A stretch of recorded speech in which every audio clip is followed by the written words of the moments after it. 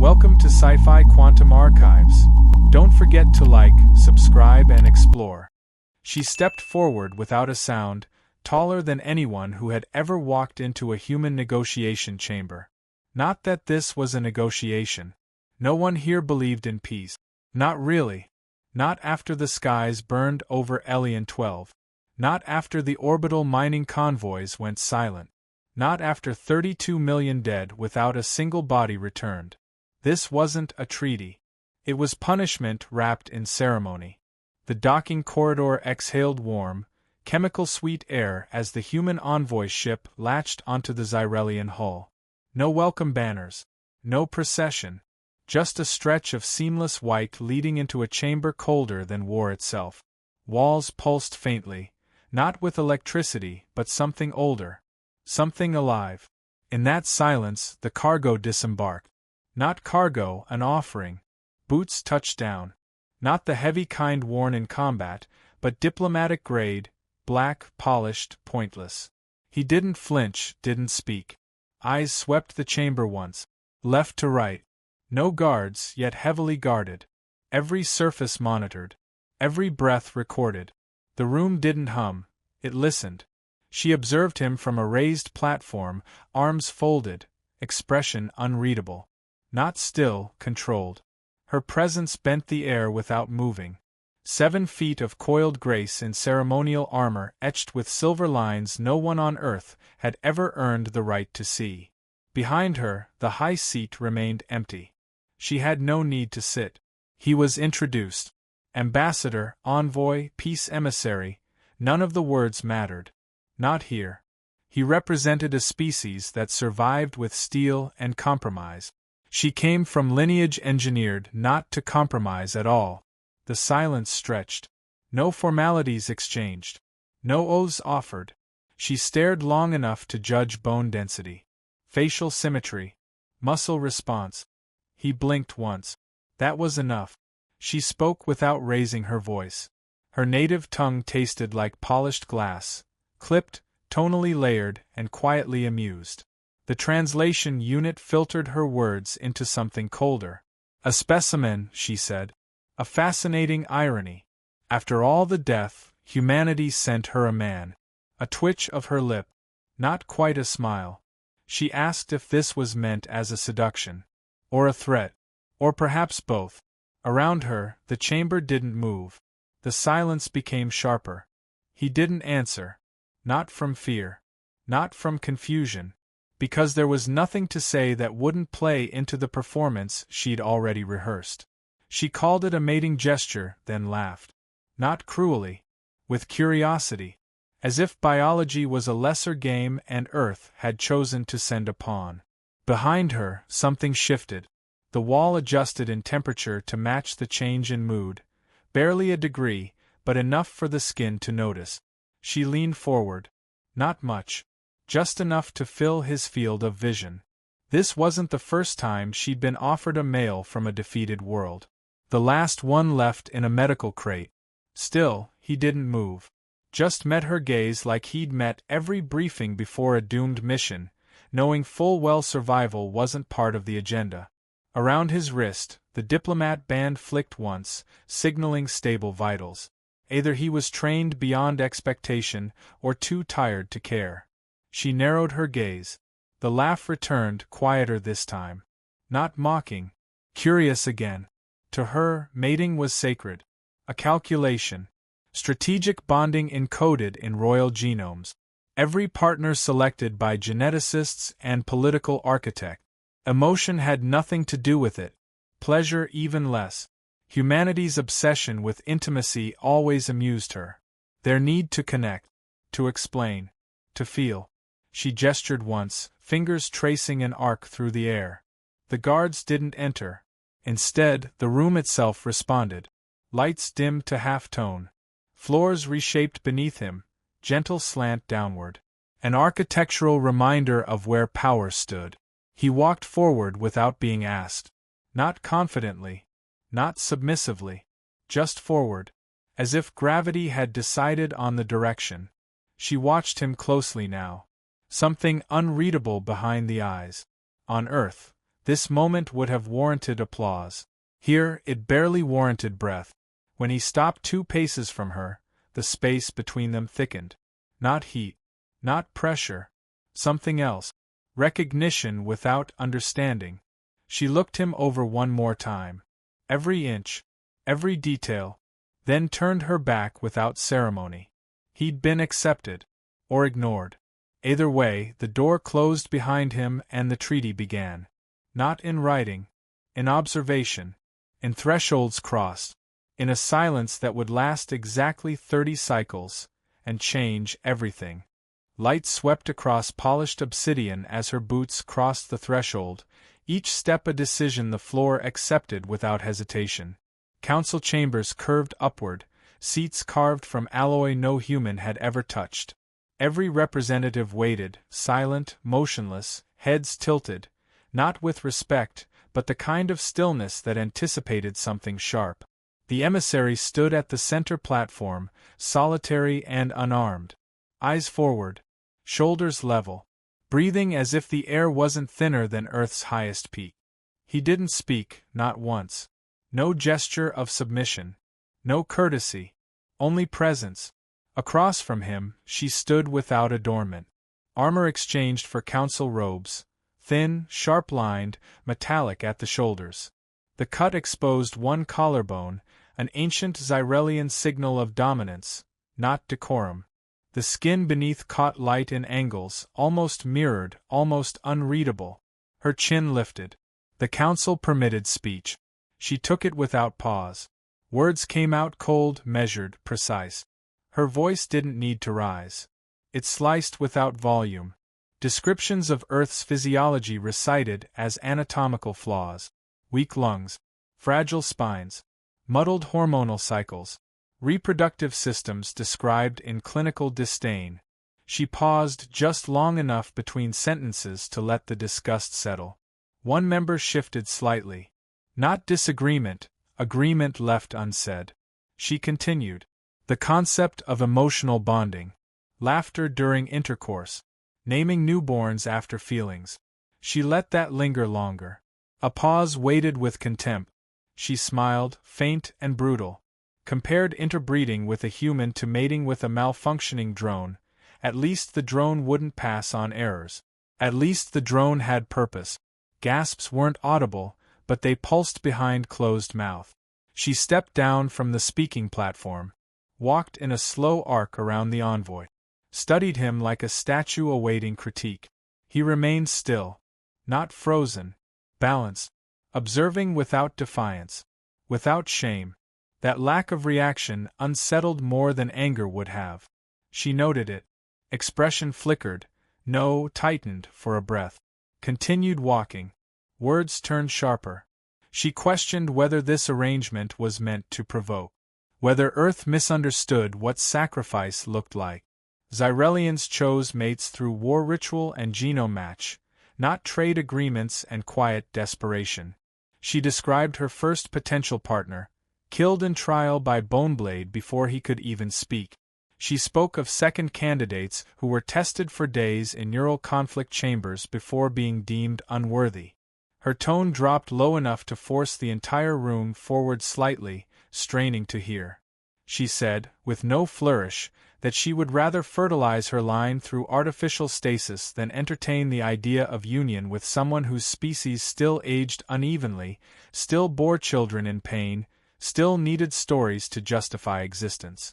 The words hovered in the room. Dry. Precise. Anatomical. The envoy didn't move. Not when she stopped in front of him. Not when her voice sank into something that wasn't loud, but close. Her gaze searched his for fracture. Not curiosity, confirmation. But he gave nothing. Not posture. Not breath. Not shift of eye. Silence returned. Not stillness. Something tighter. She stepped back. Said no more. The council marked the record. Protocol upheld. No apology requested. None offered. She turned without signaling the exit. Robes sliding softly, silently, against her skin. Behind her, he still hadn't blinked. Doors closed behind him without a latch, sealed by intention rather than mechanic. No lock engaged. None needed. Entry into her private chambers wasn't restricted by permission. It was enforced by discomfort.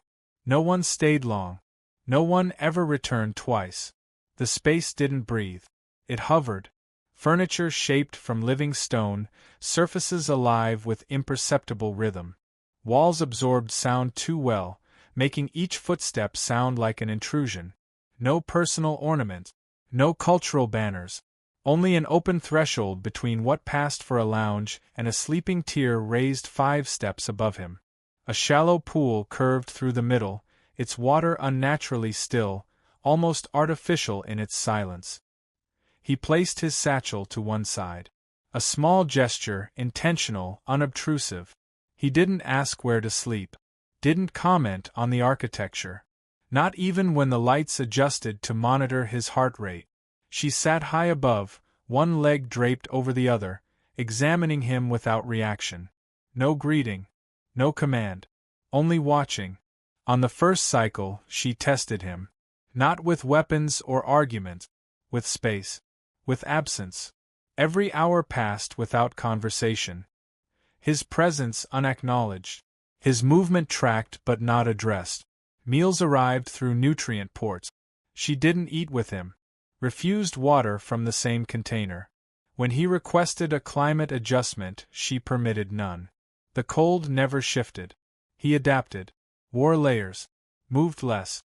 Breathed slower. On the third cycle, she spoke. A single question. Asked why he kept folding his clothes. He said they lasted longer that way. She smirked. Called it domestication. He said nothing in return.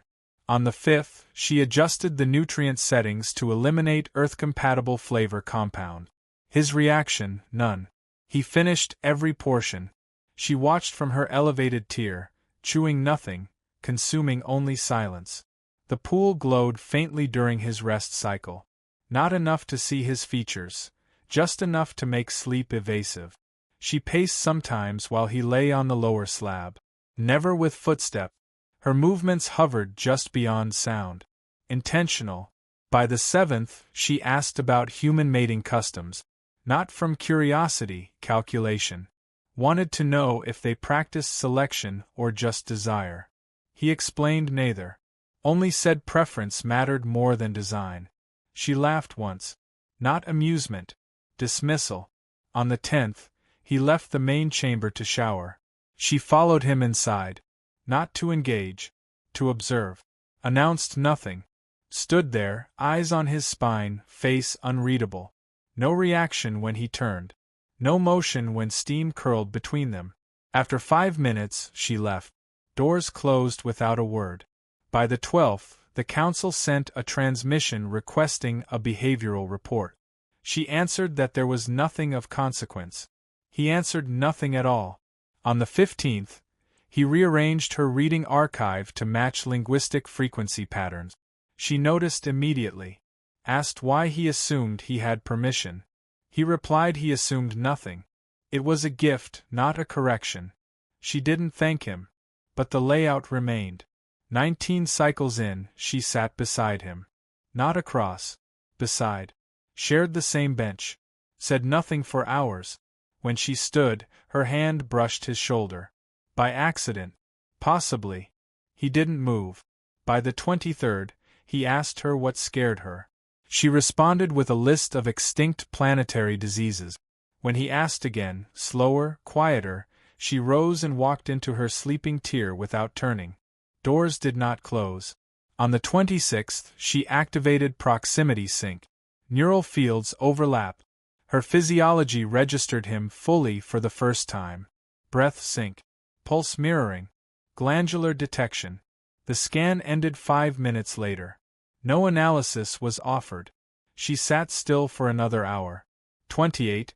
He left the sleeping slab and sat beneath her tier without invitation. Said nothing. Waited.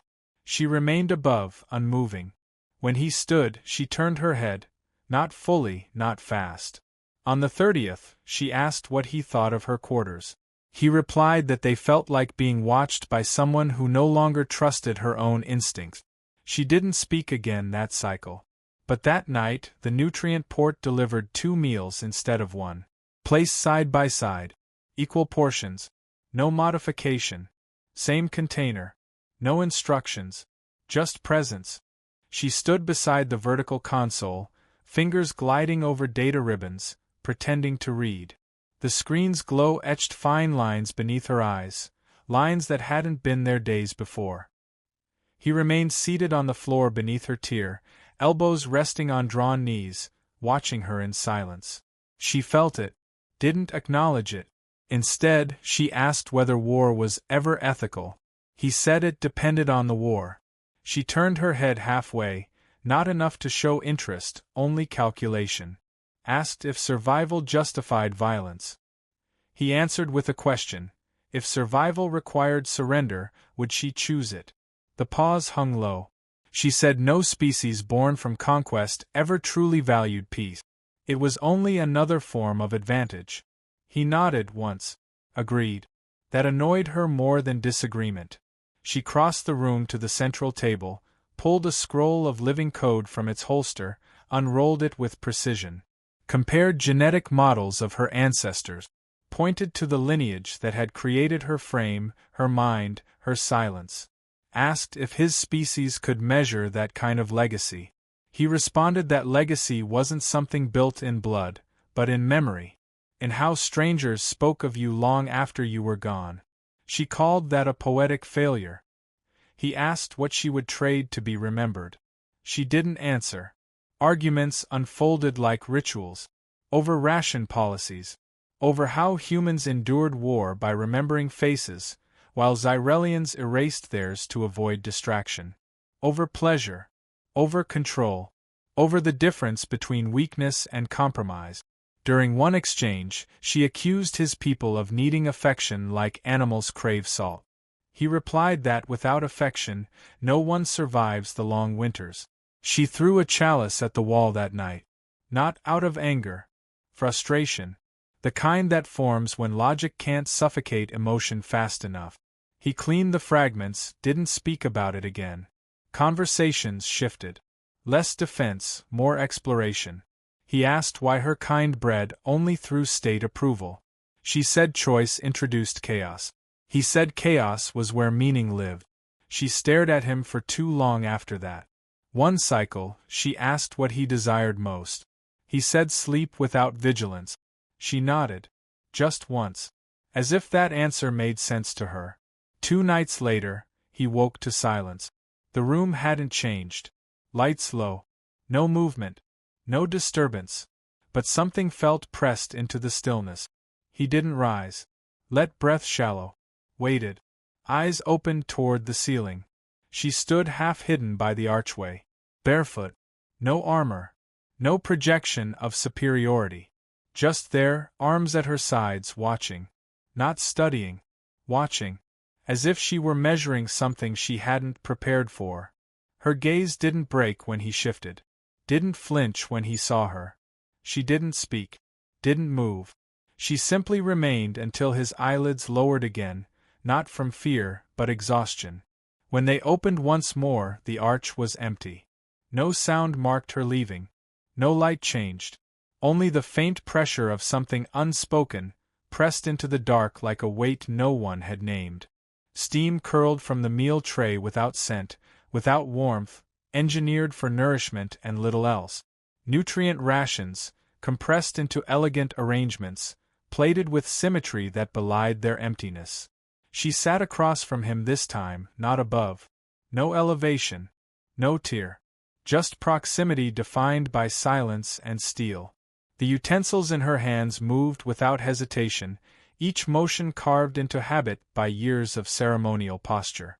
Across the table, his grip remained light, almost indifferent, yet precise. He chewed slowly. Not for show. For thought. She asked what bonding meant to humans. He didn't answer immediately.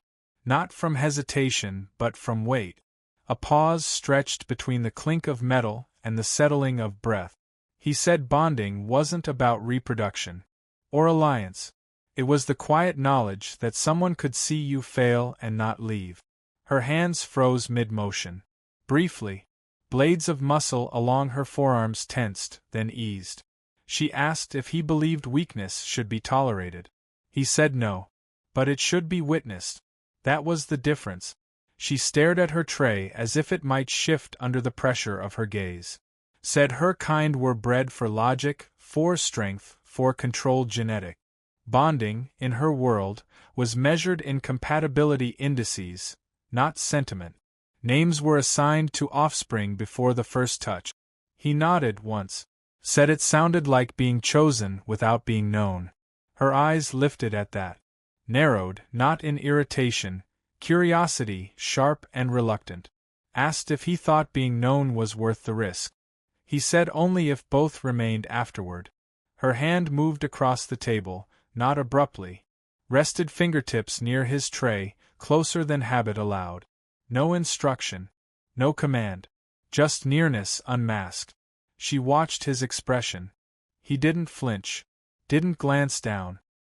His gaze remained locked on hers, still, unwavering. She asked if he'd ever been with an alien. He said no. Her fingers drifted closer, slow enough for resistance to matter if it existed. He didn't withdraw. She asked why not. He said no alien had ever asked. Her hand reached his. No pressure. Just skin to skin. The contact lingered, too long to pass as experiment, too brief to define. She studied his knuckles, the shape of his veins, the absence of armor, the absence of defense. The quiet that stretched between them wasn't clinical. It wasn't ceremonial. It breathed differently. It waited for no audience. Her thumb moved just once. Across bone. Barely emotion, but not accidental. He didn't speak. She didn't remove her hand. When her other fingers brushed the edge of his wrist, she asked nothing further. He still hadn't blinked. Doors closed behind them with a hiss that didn't return. No seal confirmation. No ambient hum. Just absence. The chamber's lights dropped to reserve mode, bathing everything in low pulse white that cast no real shadows. Weight left their bodies within seconds. Not violently. Not gently. Just gone. Floating in the gravity core chamber wasn't new. They'd both done it before, under observation, with timelines, medical sensors, recovery protocols. This wasn't that. This time, the wall panels didn't sync with external time. Internal comms showed no ping. Emergency beacons stayed dark. 6 hours. That was the max buffer before failsafe override. Neither panicked. She rotated slightly, robe tether drifting against her thigh, hair suspended like smoke above a field of pale magnetism.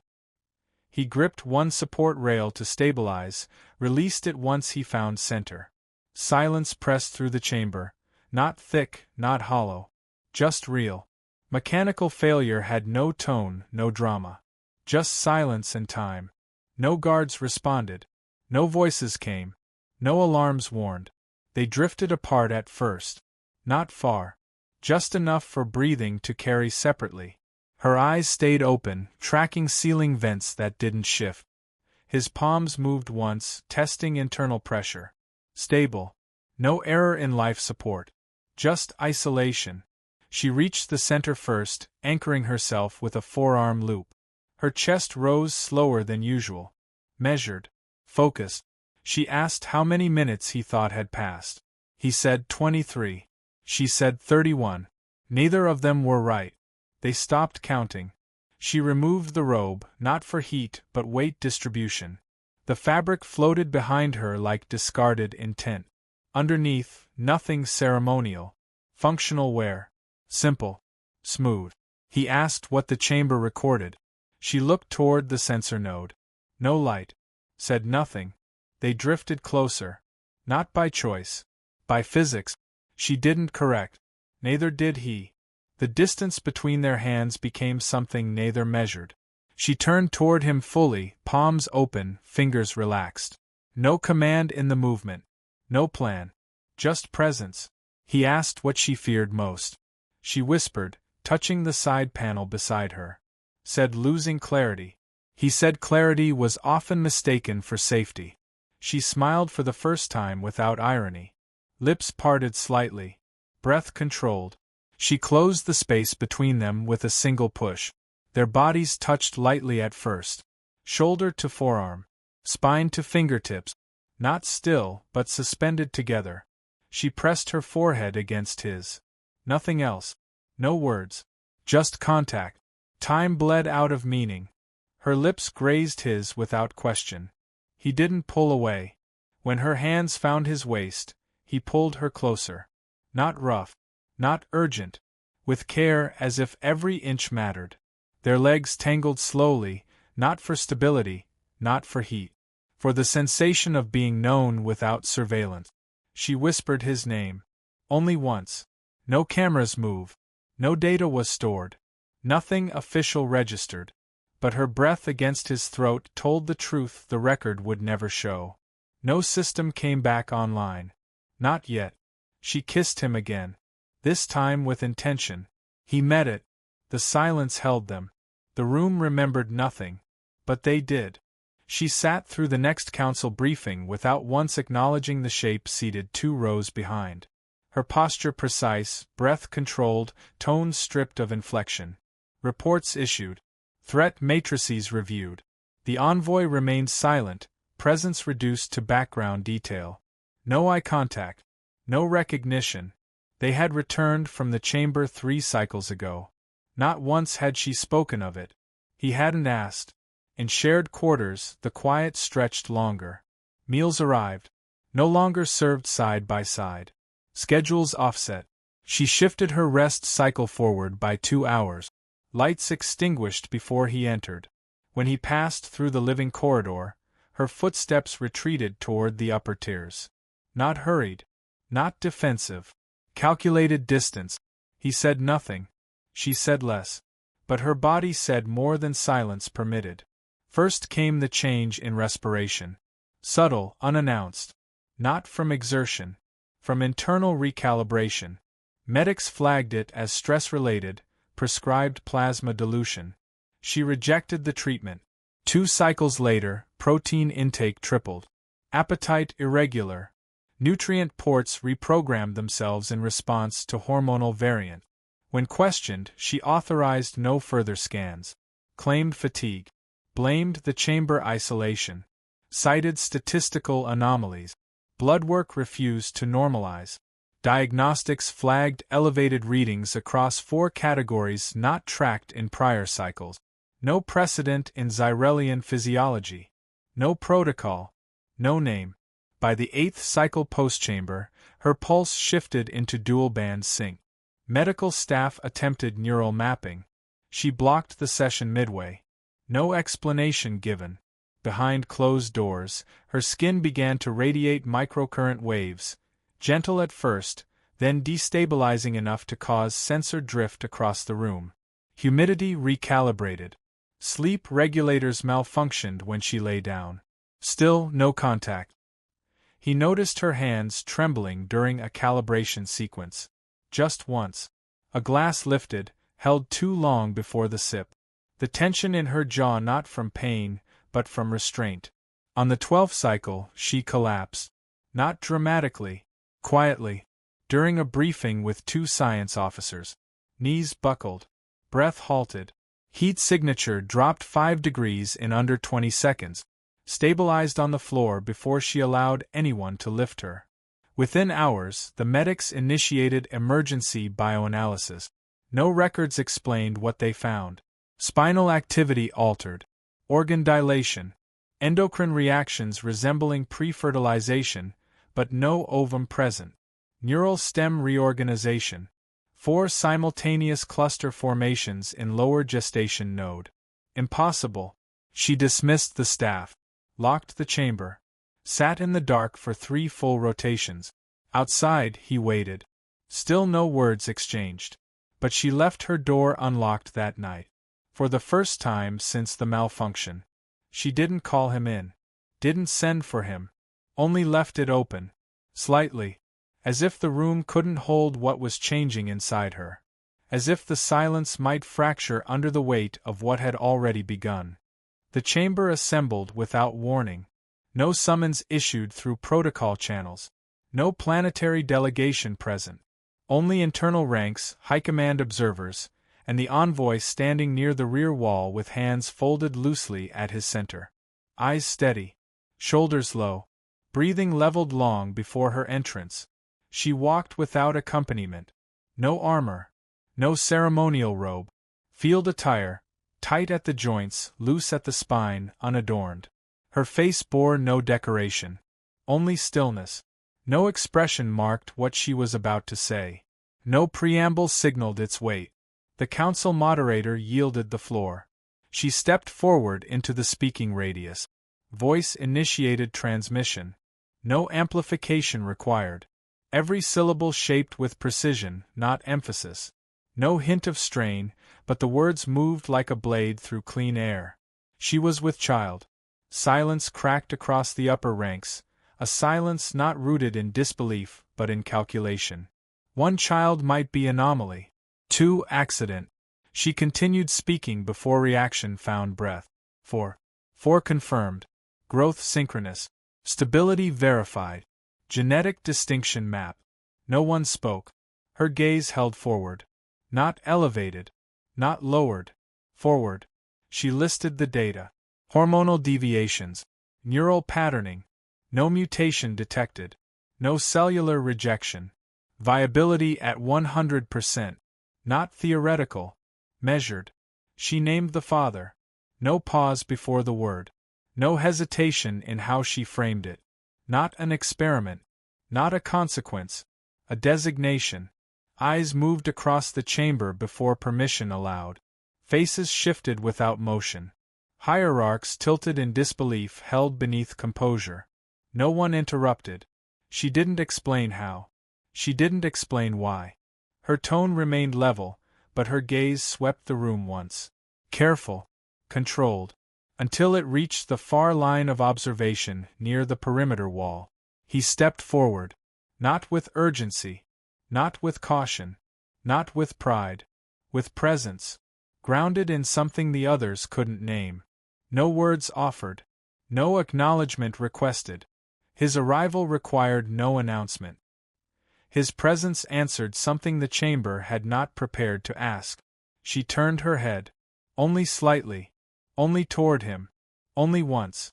The announcement reached the outer sectors in under a cycle. All hostilities ceased without demand. No terms were revised. No signatures added. The war, for reasons never detailed in any official dispatch, simply ended. Patrols stood down. Stations powered into low mode.